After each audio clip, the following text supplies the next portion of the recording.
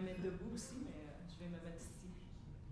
Donc, vous avez posé plein de questions, je peux vous répondre peut-être tantôt sur le milieu scolaire parce que, en fait, on dit que le laboratoire est pour le secondaire, mais je vous dirais qu'on déborde beaucoup du cadre du secondaire avec la recherche. Donc, je suis Valerie Peters. En fait, j'ai enseigné dans les écoles ici à Montréal pendant 15 ans et je suis maintenant à Québec depuis 10 ans. Donc, je suis une praticienne, chercheuse. Oui, ça se peut dans la même personne. Les gens qui ont déjà travaillé dans les écoles, qui connaissent bien le milieu scolaire, qui font de la recherche. Donc, il y a des chercheurs, il y a des praticiens, mais il y a aussi des gens qui ont une double ou triple identité, comme c'est mon cas. Donc, c'est des questions très importantes à vous poser sur promouvoir la musique dans les écoles. C'est des questions politiques qu'on va y toucher probablement lors de la présentation. Donc, merci Stéphanie. Stéphanie, c'était une de mes premières étudiantes quand j'ai commencé plusieurs années. Puis, je vous dirais que depuis 10 ans, dans les cours de didactique, on dit le mot recherche au moins une ou deux fois par cours. Et maintenant, ce n'est plus la réaction des étudiants qui font mais j'ai 3 étudiants la semaine dernière, en deuxième année, qui ont dit qu'ils voudraient faire une maîtrise puis ils veulent faire de la recherche. Je pense que c'est très important de comprendre que les pratiques sont aussi fondées. Les bonnes pratiques des praticiens sont fondées sur la recherche empirique, sur des choses qu'on peut observer chez les enfants. Donc, c'est le message qu'on essaie de diffuser, d'être convaincant auprès de nos étudiants, puis ça fait son chemin aussi, donc c'est très important. Donc, aujourd'hui, ce que je vais vous parler, c'est vraiment... vous savez, il y a des lieux physiques, mais nous, notre lieu, c'est des écoles. Hein? Notre laboratoire, on va sur le terrain et on travaille avec des gens dans la communauté puis dans les écoles. Donc, c'est moins un lieu physique à l'université, je vous dirais. Ça ne veut pas dire qu'on ne va pas aller au laboratoire La Fardie faire des choses, mais nous, souvent, on va vers des gens. Hein? Et on répond beaucoup ce temps-ci, dans notre mesure de possible, on a des demandes de recherche qu'on ne peut même pas répondre à tout le monde parce qu'on est peu de gens. Donc, je vais vous parler de 3 types de recherches qu'on fait depuis un certain temps. Donc, la première recherche que je fais depuis, avec des collègues, avec Denise Blondin à l'Université Québec, l'Université du Québec à Montréal, avec Isabelle aussi qui a participé. Donc, c'est vraiment, comment je peux dire, c'est le lien entre l'orientation identitaire de quelqu'un qui veut faire de la musique. Ça veut dire quelqu'un qui va enseigner la musique, des futurs enseignants. Donc, on fait ça avec des étudiants du premier cycle. À UQAM, on a passé au moins, je pense qu'on est rendu à 400 ou 600 questionnaires qui étaient passés. Puis, on a fait ça là-bas pendant plusieurs années. Donc, c'est une recherche longitudinale qui a été faite pendant plusieurs années.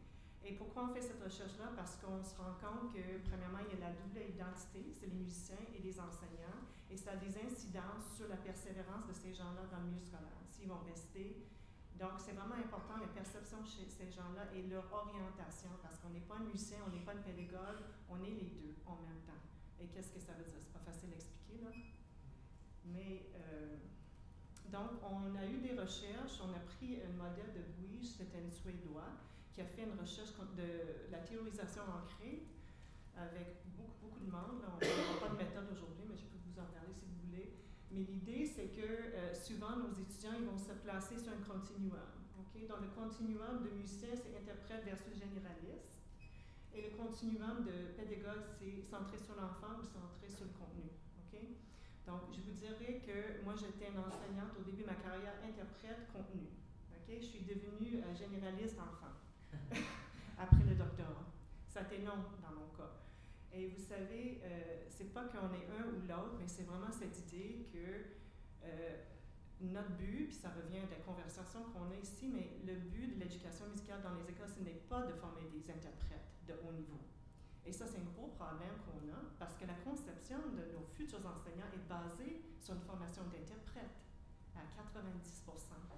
Et l'autre chose qui est très importante à dire, c'est que des gens comme moi, qui ont été enseignants de musique, qui ont fait une formation comme ça aussi, ont presque aucune influence sur des gens qui vont enseigner. Ça veut dire qu'on a fait la profession, mais ce n'est pas nous qui prennent.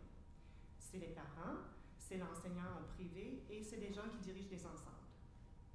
Ces gens-là n'ont jamais travaillé dans des écoles, souvent, puis je ne dis pas que ces gens-là ne sont pas des bonnes personnes, mais que toute l'orientation des gens qui vont travailler dans des écoles est vraiment influencée par ces gens-là. Et ça fait que des gens nous perdurent pas dans le milieu scolaire parce que c'est pas ça enseigné dans les écoles. Okay? Donc, vraiment, notre but, et l'autre chose, je vais vous dire que c'est 10 à 20% des gens qui font la musique au secondaire. On est loin de la musique pour tous. Hein? On est loin de la démocratisation de l'éducation musicale pour tous les enfants. Et ça me dérange. Donc, il faut qu'il y ait vraiment un changement de paradigme, un changement de voir ça, puis ça passe par l'orientation des futurs enseignants. Donc, on en parle beaucoup avec des gens. Puis ça fait plusieurs années, on a des données de profil de maintenant. Il y a 5 ans, il n'y avait rien au Québec. On en avait beaucoup aux États-Unis. Donc, sur c'est qui nos futurs enseignants, comment ils se voient, c'est quoi les valeurs qu'ils prennent, qu'est-ce qu'ils veulent avoir au fin de la journée. Donc, voici c'est la première. C'est surtout ma collègue Denise Blondin qui est chercheuse principale sur ce projet. Deuxième projet, là on va parler de recherche collaborative, comme on a soulevé un petit peu tantôt. Donc, nous, on travaille, je vous dirais, ça c'est une prise de conscience, j'y allais un peu.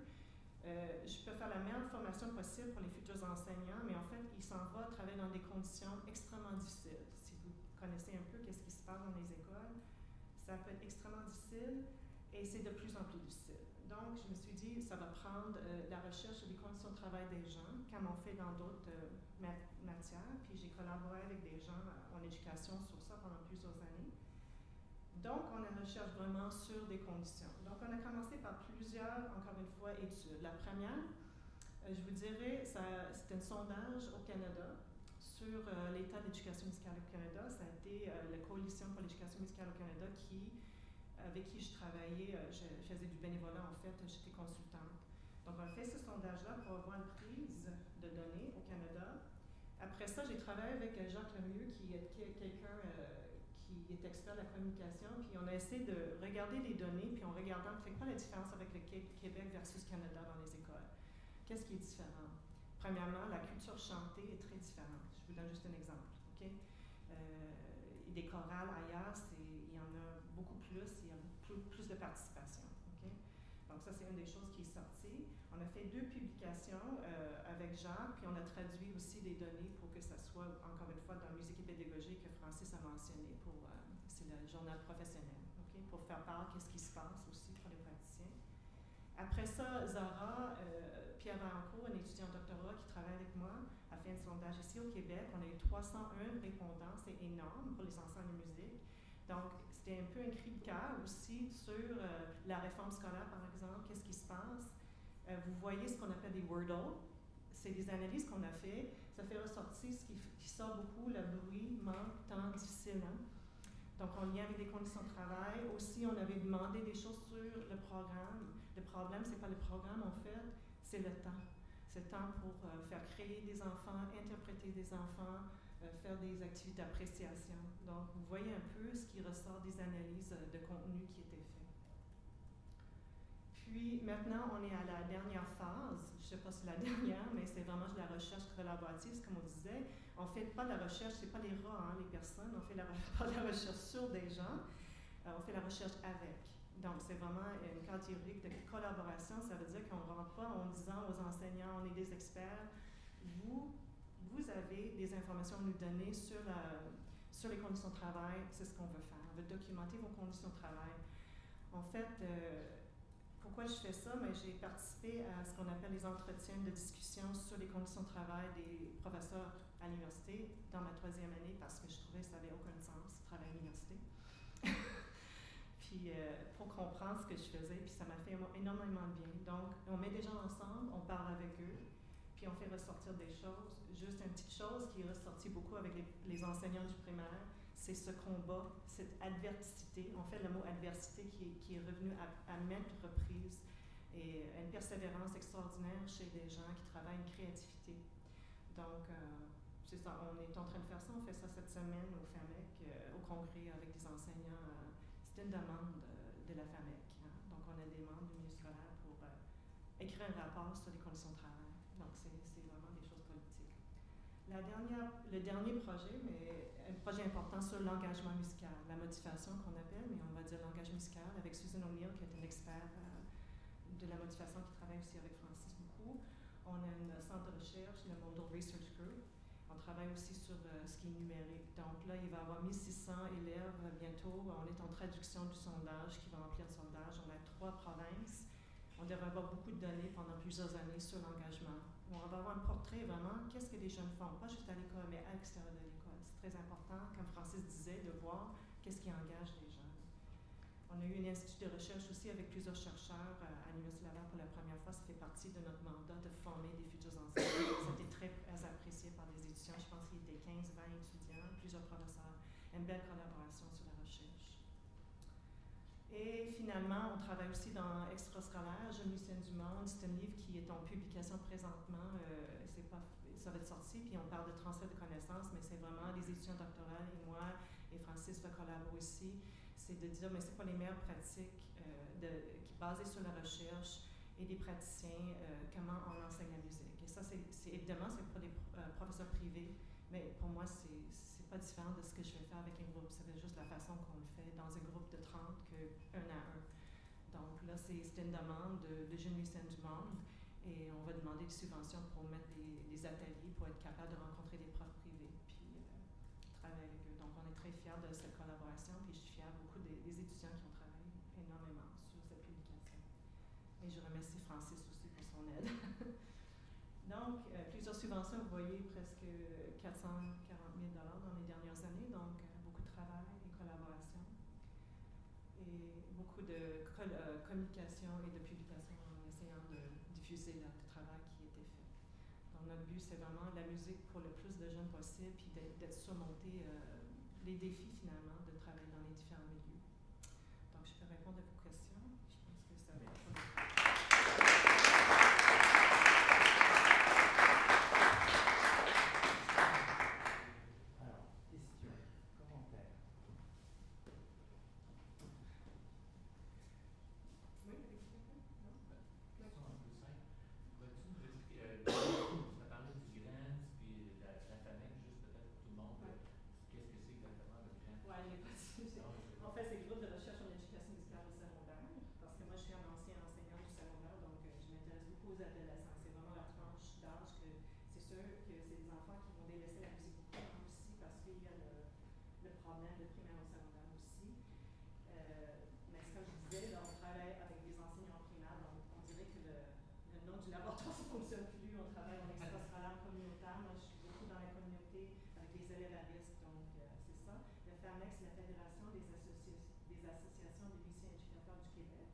Donc, c'est l'association professionnelle de tous les enseignants de musique.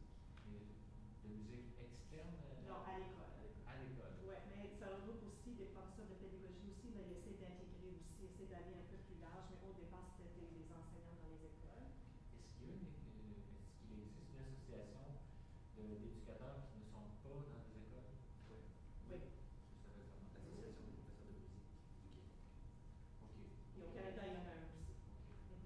Et il y a une fédération canadienne et chaque province a son association qui sont en fait sous la supervision de l'association canadienne.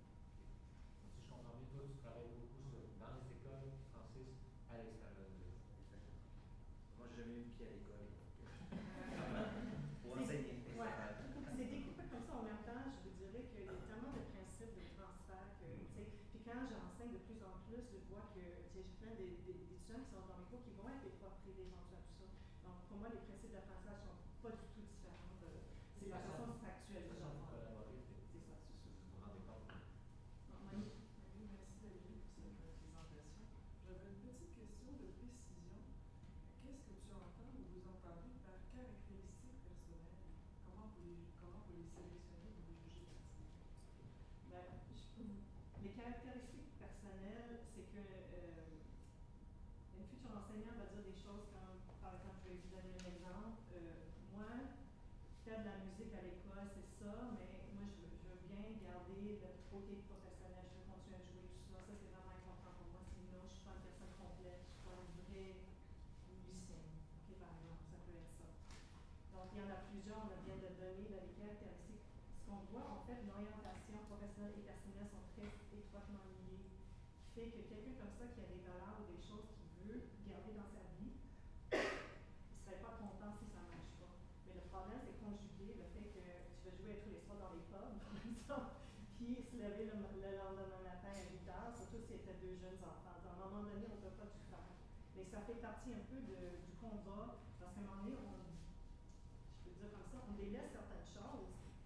Ça veut pas dire qu'on n'est plus musicien parce qu'on ne joue pas notre instrument 4 heures par jour. C'est comme dire, je ne sais plus comment faire mon vélo. Non, tu sais comment faire du vélo, c'est pas parce que tu ne le fais pas. Ça veut dire que c'est une identité intégrée. Mais ces choses-là vont avoir une influence sur la satisfaction de quelqu'un au travail, par exemple. Et ça, on va essayer de faire réfléchir aux étudiants sur ces choses-là pour dire que d'être satisfaite avec les réussites pédagogiques avec les jeunes, de faire jouer d'autres, c'est extraordinaire. Que les jeunes ils se mettent et ils font ça. Il y a quelque chose qui est important, puis ça fait partie de ce qu'ils doivent comprendre, et c'est pas facile pour quelqu'un. Je ne sais pas si ça répond à ta question. Mais il y en a d'autres aussi. On va publier bientôt une série avec Presse Universitaire sur l'identité professionnelle. Le premier livre est en production. Et vous voyez sur les caractéristiques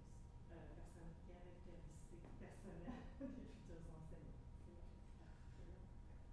D'abord, merci pour votre communication. J'avais une question à propos de votre ouvrage qui va apparaître, la pédagogie musicale. Oui. Il est déjà paru? Non, il a déjà paru pour le ministère de la Culture parce que c'est une subvention qu'on devrait rendre compte. Moi, j'ai pas tout écrit, c'est l'édition, donc je dirige, mais ça va apparaître, on espère cette année. Là. On travaille sur la dernière. C'est ça. Ma question, c'était par rapport au fait que je sais qu'à l'Université Laval, on enseigne la méthode d'Ancourt. Je sais aussi que c'est implanté dans les cursus pour former les professeurs de musique à l'UQAM. Moi, j'ai une formation pour l'accordion, c'est pour ça que j'ai un intérêt pour ça. Est-ce que vous avez intégré, par exemple, la perception dans vos études sur les liens entre orientation et l'enfer, la première que vous avez parlé? Est-ce que vous intégrez, dans le fond, les différentes méthodologies d'enseignement, les différentes méthodes d'enseignement, ce que ça donne, en fait, comme perspective pour les futurs enseignants? En fait, les questions ne sont pas orientées de cette façon-là. Les questions qu'on pose, c'est surtout sur l'orientation et pas sur la formation. En fait, ce qu'on veut, on veut savoir qui sont et l'orientation de ces gens-là, puis on veut essayer de changer la formation avec l'orientation des gens. Mais on n'a pas posé des questions sur les méthodes ou sur dans le questionnaire. C'est pas basé sur les méthodes de former les gens. Il y a des études, moi je ne suis pas spécialiste de Lacrosse. Non, mais parce que je me questionnais sur justement, est-ce que par exemple on peut pas développer, est-ce qu'ils se sentent, les étudiants et étudiantes, justement, s'ils développent un sentiment d'identité par rapport à certains cours pédagogiques, et c'est pour ça aussi que c'est faire le lien entre votre ouvrage que vous allez faire par. En fait, je comprends. Je vous dirais que moi, en tout cas, mon approche est très éclectique. Là, ça veut dire qu'une identité doit comprendre toutes ces choses-là. C'est pas une identité propre. Je sais que des gens sont très orph, rose. Je trouve ça un peu dommage parce que c'est pas comme ça. En fait, les pédagogies, on va piger. Tu sais, si le pédagogie pop jazz est approprié, on va le prendre, ils vont l'appliquer au classique. Parce que si on travaille à l'oreille, puis si on doit improviser, mais autant même si c'est pas dans la tradition. Donc nous, c'est vraiment la pédagogie éclatée, si on veut dire, aller chercher ce qui est le plus efficace pour l'apprentissage, mais ça peu importe. On va éclater tout. Des fois, les gens sont un peu trop coincés dans une méthode. Je trouve que c'est pas approprié pour avancer. C'est mon point. Valérie, moi j'ai une question. En fait, c'est une remarque. Au fond, si je comprends bien, à travers les travaux de recherche qui sont entrepris dans ton laboratoire, il y a une question de remise. On met à plat la formation des futurs maîtres. Hein, et c'est un modèle qui remonte à loin dans le temps et où on a évacué une partie de la notion de vocation aussi. Hein, c'est-à-dire qu'on forme des jeunes avec une image qui est préconstruite, notamment liée au védétariat et je dirais à la compétition. Mais est-ce que, une fois que si ça s'est remis, je dirais, si on réintroduit la notion de vocation, c'est-à-dire, tu disais l'enseignement, je veux dire, communiquer à un groupe d'élèves, c'est une chose extrêmement importante, je veux dire, transmettre une passion, est-ce qu'une fois que ça s'est fait, est-ce que le milieu est capable d'absorber ces gens avec des vocations? Vraiment? Est-ce que le milieu lui-même est capable de saisir la valeur que ces maîtres ont s'ils ont une vocation? Non, le milieu, c'est rien sur ça. En fait, présentement au Québec, on engage n'importe qui. OK? Donc, pensez non, mais je vais vous répondre, là, c'est c'est hallucinant qu'est-ce qui se passe. On reçoit des appels de commissions scolaires qui disent moi j'ai quelqu'un, je veux qu'il fasse 30 crédits pour qu'il soit capable d'enseigner la musique la semaine prochaine ou whatever. J'ai dit non, c'est pas ça, là. Tu as le titulaire, puis là, on peut faire de la musique parce qu'il fait 30 crédits de culture musicale. Donc nous, c'est non. Mais je vous dirais, là, on ne contrôle pas le milieu, mais on peut l'influencer. OK? On parle moi, je parle beaucoup de l'agence de transformation. Peu importe où on est dans une université ou dans une école, il faut agir, il faut changer des choses. Si la vocation est là, c'est parce que ces gens-là vont rentrer dans les écoles et ont transformé la vie de leurs élèves, les parents, c'est ça. Mais c'est à chacun de nous de faire ça. Moi, j'essaie de former des gens pour ça. Je ne vous dis pas que c'est facile. L'autre chose, à plat la formation, c'est sûr, ça c'est notre problème, c'est qu'on ne contrôle pas la formation. Moi, quand je veux changer quelque chose, je ne peux pas rien changer. J'ai sur un comité avec d'autres personnes qui ont des valeurs puis qui ont des croyances très, très ancrées. Okay? Et on parle dans toutes les conférences d'éducation musicale de ça, à quel point on est conservateur, on est avec un modèle du 17e siècle dans nos formations. Okay? Les écoles royales de musique, au fond, mais oui. Les musiciens professionnels. Mais on est des conservatoires dans les universités. Peu importe ce qu'on va dire, là, c'est très conservateur. C'est pas, le problème, c'est que, comme je disais, ce modèle-là, puis on a eu maintes de recherches, ce modèle-là, on ne peut pas le mettre sur puis dire, mais c'est ça qu'on fait. Si tu formes des musiciens professionnels, ça va. Pour quelqu'un qui a enseigné à le plus de monde possible, puis démocratiser l'éducation musicale ne fonctionne pas. Puis on le sait, mais ça ne change pas. Parce qu'on n'a pas de contrôle, c'est une question de pouvoir. Donc on est politique encore, mais c'est vraiment ça. Donc il faut qu'il y ait, on essaie de faire ce qu'on peut, on essaie d'influencer le plus loin qu'on peut. Si on va trop